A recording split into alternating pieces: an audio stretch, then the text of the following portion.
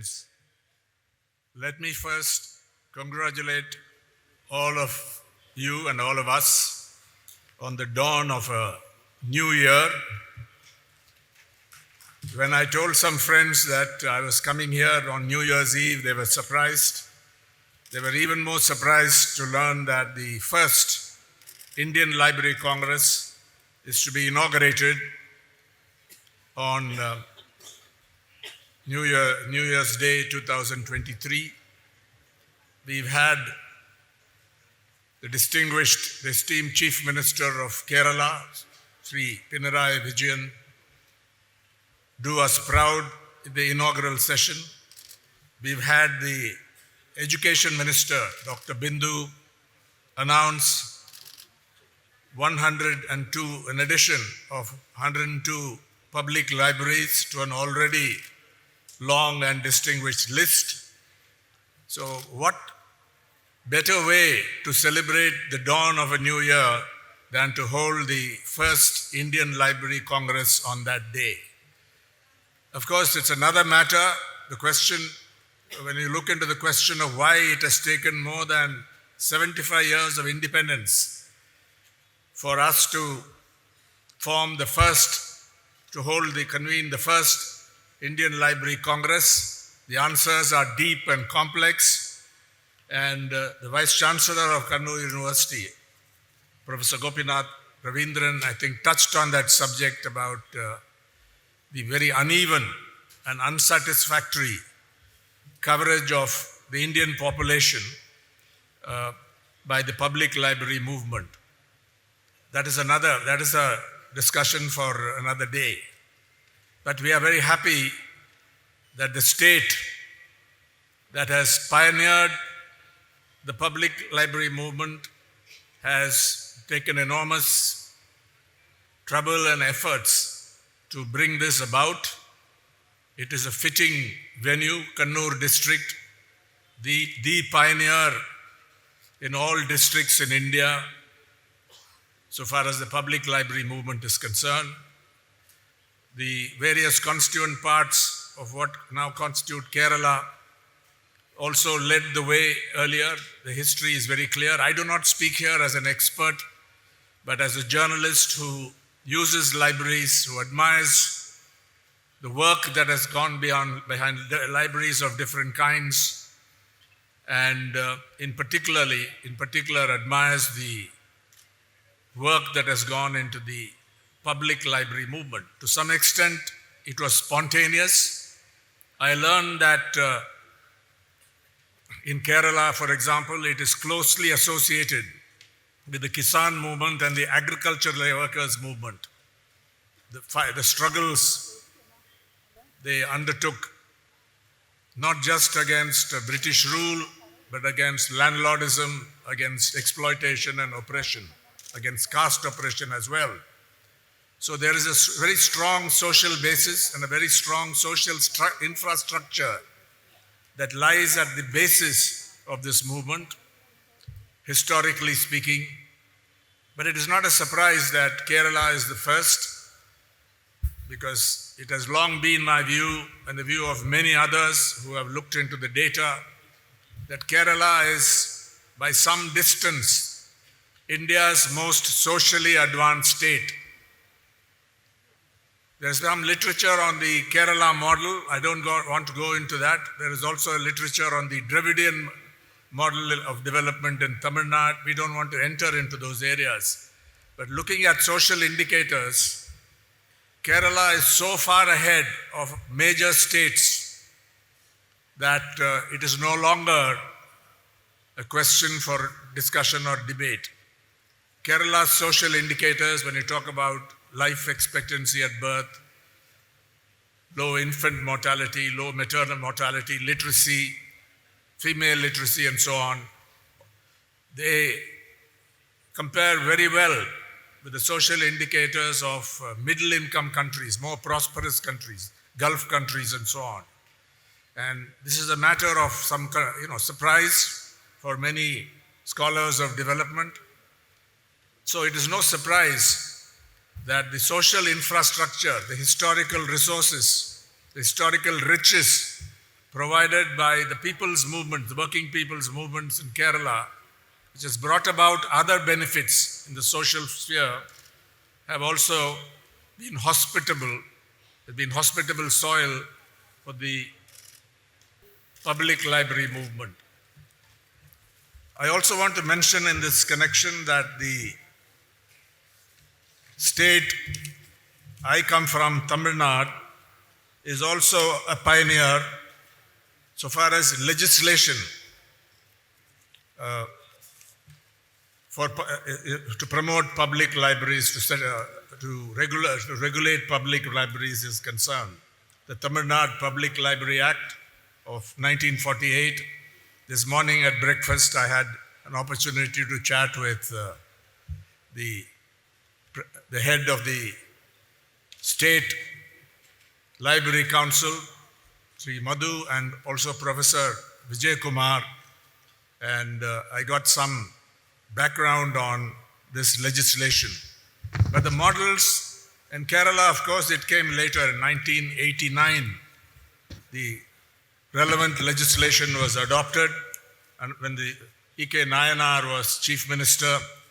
And the reason I'm mentioning this is these are two totally different models. I'm not comparing the virtues of one against the other. Both have their benefits. In Tamil Nadu, it was set up as a government department. There's an advisory council, a state library committee to advise the department and the director of public libraries on library matters. It's a well-regulated system, and there also public libraries have proliferated and have been used.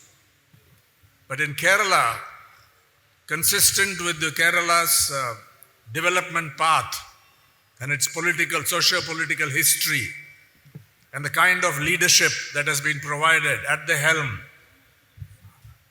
I think you would expect, one could almost predict that this is the path it would take, a totally democratic from the grassroots up structure where everybody who administers libraries or is concerned, they are elected from below. They are independent.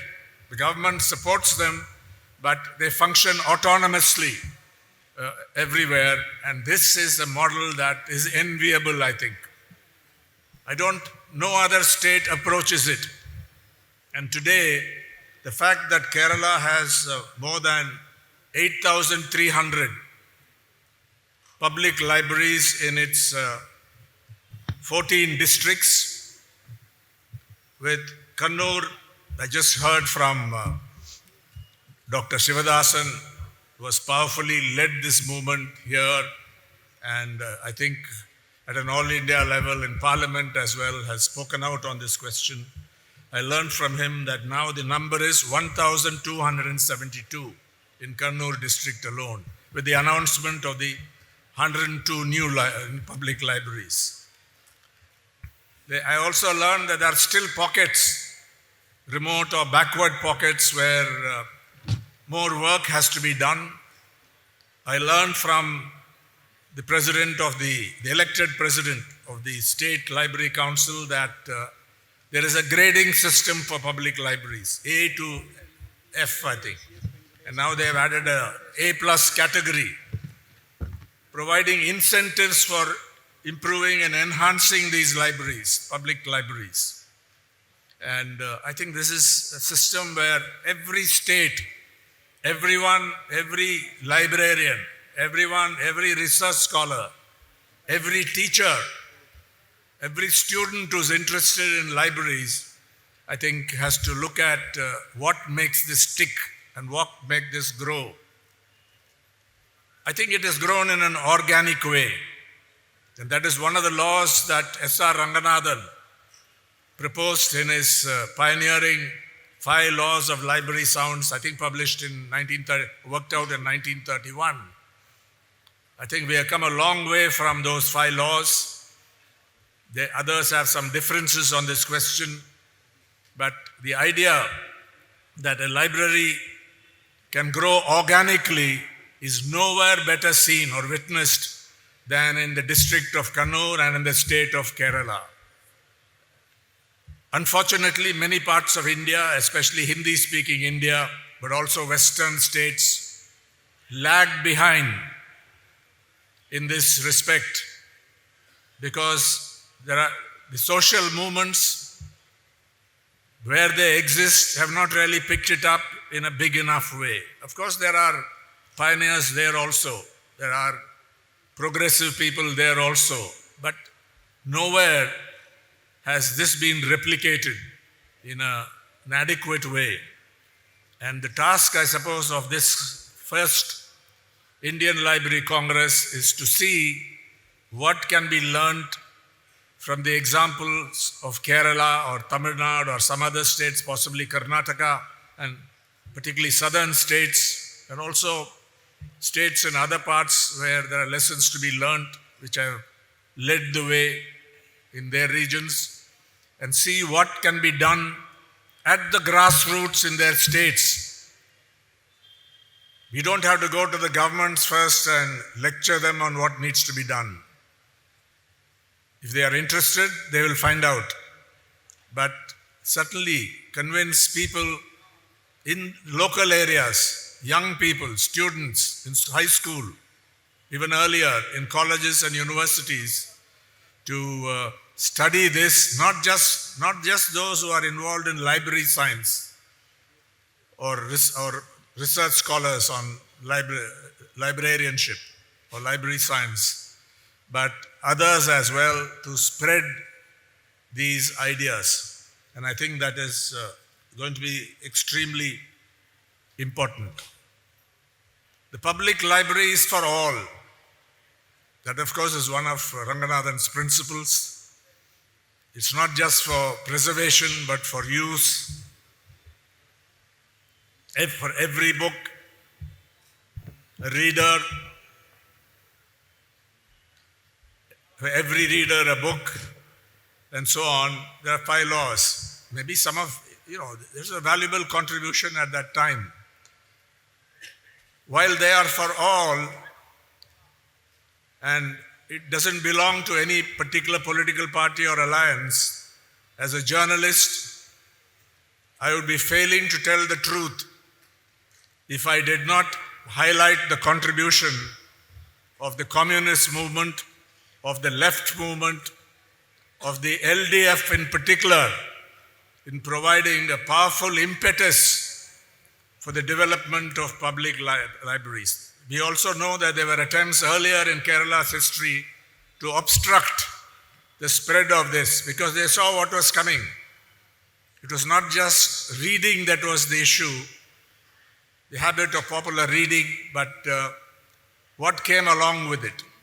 And that brings us to another aspect of this free or public library movement, that it is a site for democratization.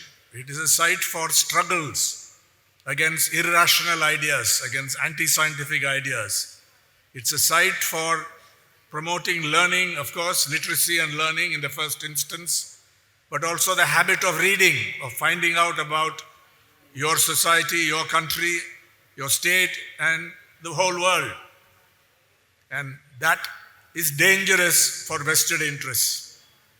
It's well known that that is why opportunities for education are limited, historically speaking. Knowledge is denied deliberately to those who are seen to be dangerous if they are empowered with knowledge and new ideas.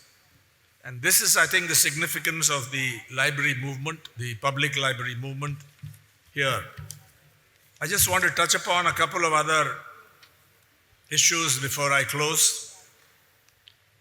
I was greatly interested to read, and those of you who haven't I suggest you read that, Professor Gopinath Ravindran's address on transformation of the library, where he has gone. I think there are several insights there about what needs to be done. This is all India application, and not just for public libraries, although that could be that perhaps is the focus. of that address. I think it was given last year.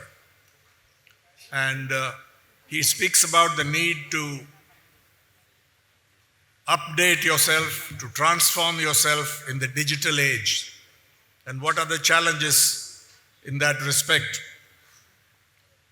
That what is a library today? Does a library have any relevance, a brick and mortar library, when so much information is available in the digital space? But is India truly equipped? Do we have the infrastructure, including the social infrastructure, to rise to the occasion, to seize the opportunity of the digital age? If you raise that question, the answer is we are falling short. On the one hand, internet use is spreading, but what is it used for is the question that you need to ask. Can you merely go to any source without discrimination and use data from it? Some journalists do it all the time, which is why there is so much misinformation in the media, in the news media. And also there is disinformation, which is deliberate and motivated. These days, people have begun to make a distinction between misinformation, which is not motivated and not deliberate. All of us do it at some point or other. Then we correct ourselves. In the news media, self-correction has become very important. You can be taken for a ride. But disinformation is a totally different monster. It is motivated and deliberate and is scaled up exponentially on the social media platforms. For example, on Facebook, on Instagram, on Twitter, and various other forms of the social platforms, the social media platforms, WhatsApp, and so on. So the library, by contrast, or books, even books available in digital form, are a totally different proposition. They represent knowledge. Not all of it may be accurate, but it's a serious pursuit of knowledge. And librarianship, as Ranganathan pointed out a long time ago, the books constantly need to be renewed. Some books may be discarded. You may not have the space, no longer used. You don't preserve everything. But so it's a constant rethinking and review of what is needed, because libraries are for use. That's the first law.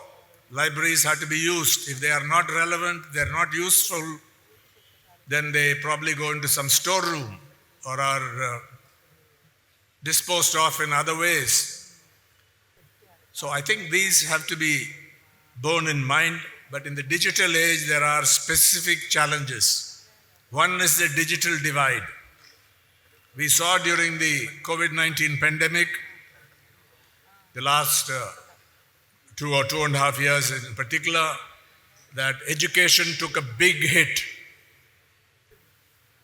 Of course, digital learning became a catchword. It worked in some places very well. It is necessary and it does represent the future. But how much learning can be undertaken by a family with 1 or 2 mobile phones?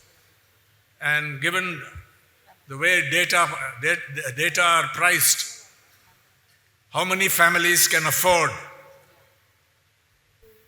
this platform to learn, especially for school children? It becomes extremely difficult. And learning all that on a little mobile phone. So digital learning had mixed results. It is partly a failure, certainly in the Indian context, as far as I have observed, and the reports I've read. That is why you lost 1 or 2 educational years. But we can't give it up. It is the way of the future. Librarians are also confronted with the challenge of copyright law. And there's quite a literature on this subject, particularly for developed countries. Normally, exceptions are made, library exceptions, in the copyright laws of various countries. Otherwise, libraries cannot function in the digital space. But even today, I think Professor Ravindran has touched on this, peer-reviewed journals that are unaffordable for many libraries, let alone individuals, scientists, researchers, and so on. So he advocates the idea of networking. It's not a new idea, but it needs to be powerfully promoted. That in Kerala you have CalNet, which I think is a boon. Other states also have this. The IITs have this kind of network, and it is a growing trend. But that, of course, is at a different level. But everyone needs to be enjoy the benefits of networks like that. Because instead of individual libraries paying a huge price to subscribe to these journals, Elsevier or Science Direct and so on, or in many other areas as well, the way to promote knowledge is to overcome the challenge of high pricing of scholarly material, books as well as journals, and also getting more relief from the tyranny of copyright laws. Its authors need to have their intellectual property rights protected, but in a way that is compatible with democracy and learning, education for all. How do you achieve it? I read articles where copyright law is even praised in comparison with private law, contract laws, because digitized collections sometimes come under contract law where it is very predatory. Copyright law is seen as an advantage because there are library exceptions to that law, that you can copy articles, a certain number of articles legally for the benefit of students, teachers, research scholars, and so on, but in a regulated way.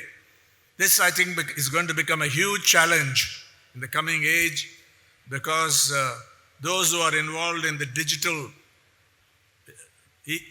business, digital publishing and so on, are going to extract a huge toll, profits from this enterprise, and contrary to the spirit of the public library movement, there's going to be more and more exclusion and denial, and this is a challenge that needs to be faced. Then there's the question of digital literacy and training.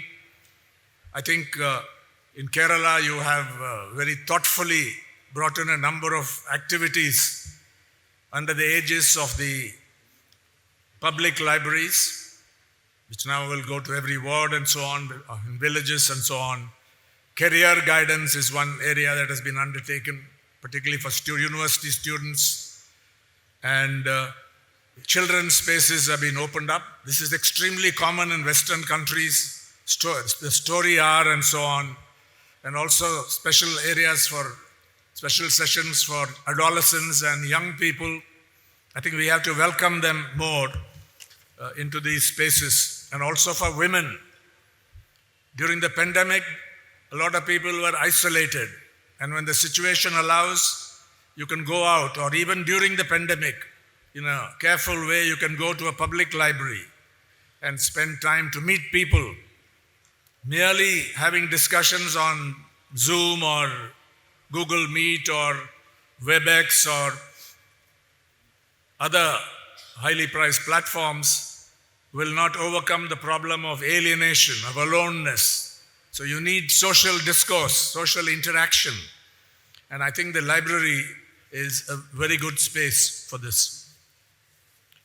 I read an article by the writer R.K. Narayan,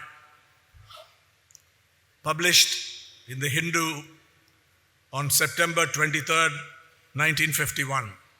It's titled On Libraries, and it has been included in some collections. I've also written on this. The essay begins as follows, and I think it's a beautiful passage. The faint aroma of gum and calico that hangs about a library is as the fragrance of incense to me.